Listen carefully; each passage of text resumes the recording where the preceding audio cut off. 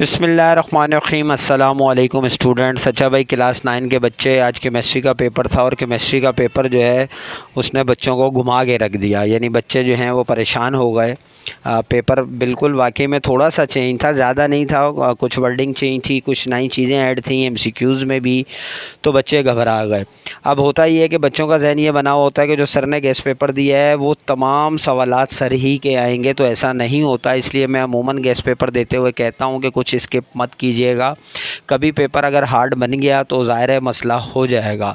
लेकिन बहरहाल आज भी ऐसा पेपर नहीं था कि अगर आप लोग मेरा गेस्ट पेपर याद करके गए हों, तैयारी करके गए और आपने पेपर अच्छा ना किया हो।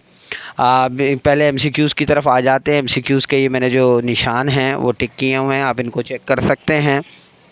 पहला एमसीक्यूज़ था, natrium is the Latin name of this element, तो सोडियम इसका आंसर था। In chemical reaction it is reduce, तो जिंक जो है वो रिड्यूस हो जाएगा, ZN ऑप्शन सी। थर्ड में जो था वो अनाइन जो है ऑप्शन बी था। वैसे इसका आंसर मॉलिक्यूलर आयोन भी था लेकिन अनाइन ठीक था। 4 number of sub shell in M shell is 3 होते हैं भाई। बोरॉन इज़ अ मेटेलाइड, ठीक है। 6 है atomic radius is measured in angstrom, ठीक है, ऑप्शन डी। 7 है shielding effect from left to right in a period decreases. 8 है this is non polar covalent compound, carbon oxide जो है CO2। 9 है at room temperature this metal exist in liquid state, ये आप सबको मालूम था, मरकरी। 10 है this term would be the same for 1 mole of oxygen gas and 1 mole of water, तो वो है मॉलिक्यूल्स।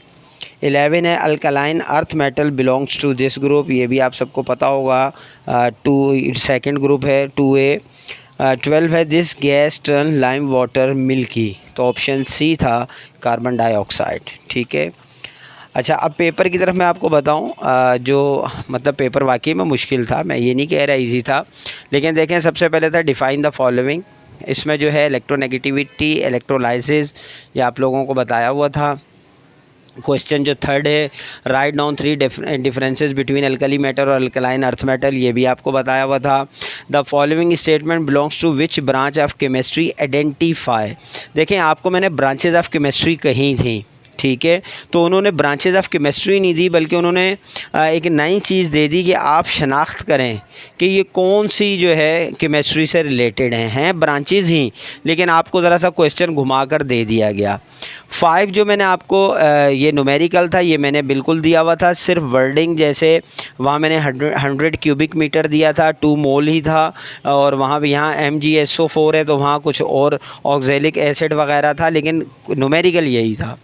उसके बाद मैंने व्हाट इज़ एटॉमिक रेडियस, ठीक है, discuss stand across the period and group in the periodic table. Periodic table का मैंने आपसे कहा था लेकिन सवाल इस तरह से बनाकर नहीं दिया था, मैंने कहा ना कुछ सवालों को उन्होंने घुमाया। व्हाट आर आइसोटोप्स, ये मैंने यूरेनियम का आपको बताया था। फिर इक्वेशन, बैलेंसिंग इक्वेशन मैंने आपको बताई थी कि सब करके जाने हैं, वो भी वही हैं, ज़ाहिर है बुक वाली हैं। फिर एक छोटा न्यूमेरिकल था, बहुत आसान था अगर किया हुआ आपने। और 10 में मैंने आपको बताया था डॉट एंड क्रॉस स्ट्रक्चर, मैंने नीचे जो है ये आपको शो भी किए थे, हाइड्रोजन नाइट्रोजन वगैरह वही आया है। उसके बाद write down the chemical formula of the following compounds, compounds का मैंने आपको बताया था और मैंने पिक लेकर भेजी थी उन सबको कि मैंने कहा इनको अच्छी तरह से आपने याद करना है, यही सवाल था, बिल्कुल आया। फिर मैंने आपको टंडाल इफ़ेक्ट का बताया हुआ था, आ गया बिल्कुल, ये भी आया। उसके बाद जस्टिफाई जो था, इसमें मैंने आपको जो है रीज़न क्वेश्चन दिए थे, हाँ वो मैं मानता हूँ इसमें नहीं आया, लेकिन अगर आप इस 13 को छोड़ दें और एक आधा और सवाल होगा बीच में उसको छोड़ दें तो बकाया तकरीबन जो है 12 सवालों में से भाई कितने सवाल आए, 2 छोड़ दें तो 10 तो आए, आपको तो 8 करने थे।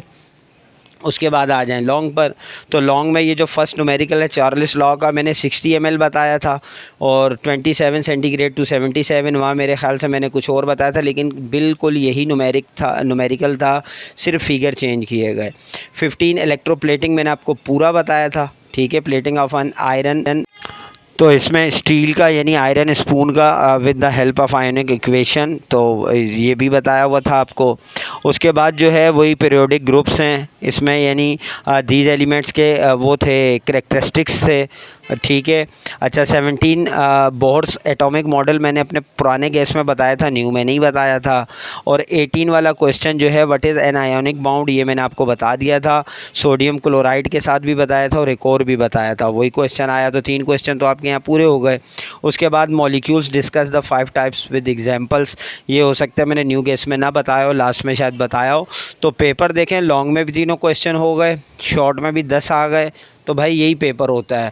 अब बिल्कुल ऐसा नहीं होता कि सर ने जो शॉर्ट में 12 दिए हैं वो 12 के 12 आएंगे, जो लॉन्ग में सर ने 6 दिए हैं वो 6 के 6 आएंगे। तो पेपर ऐसे ही होता है बेटा, लेकिन कोशिश किया करें कि स्किप मत करके जाया करें। और दूसरा जो है ना, वर्डिंग को समझा करें। पेपर ये फर्स्ट शो में ऐसा था कि बच्चे घबरा गए होंगे, लेकिन जो बच्चे समझदार थे, जो मैंने उनको तरीका बताया कि पेपर को गौर से 1-2 बार पढ़ें, तो इंशाल्लाह सब समझ में आने लग जाता है। तो आई होप कि पेपर आप सबका अच्छा हुआ होगा। कमेंट्स में ज़रूर बताइएगा। इंशाल्लाह नेक्स्ट वीडियो में मिलते हैं, जब तक के लिए इजाज़त दीजिए। अल्लाह हाफ़िज़।